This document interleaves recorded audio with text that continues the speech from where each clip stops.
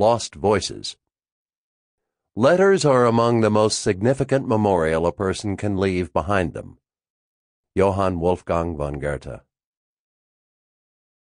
Sometimes the best resolutions involve a sincere attempt to do something nice for a stranger when no one is looking.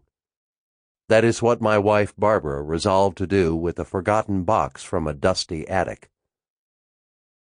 You might be interested in these. My father-in-law stood holding an old cardboard box.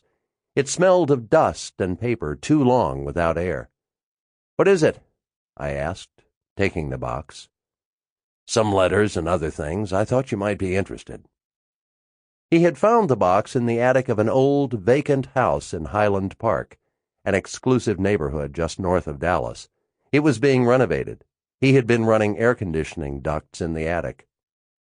"I talked to the real estate agent," he said. "He has no idea who they belong to. Looks like the box has been up in that attic for years." I set the box down and opened it. A lot of letters. Underneath the envelopes, a stack of black composition books. The first was dated across the top in longhand. It was 50 years old. I took them home. So began my introduction to the Mathis family of Dallas. The letters spanned from the 20s to the 50s. Most were from Mr. Mathis to his wife. He traveled a lot. Elegant prose graced hotel stationery from all across Texas. He wrote of loneliness and love, asked about his 2 sons, and spoke of their future. There were letters from Jim and Jack, the sons, describing college and life in general. Both boys' prose was as articulate as the parents', expressing themselves in a manner that could only be described as wordcraft. The art of letters, the lost voice. Just as engrossing were the notebooks.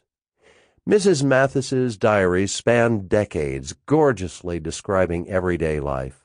She wrote of life in the 1920s and 30s in Dallas, the streetcars, the shops, the grand show houses along Elm and Commerce, the cost of housewares, the minute details of her garden, thoughts of the boys as they grew up, idle chatter eloquently expressed, deep feelings about her husband, questions, all those years quiet in the box in the attic of an old house, lost.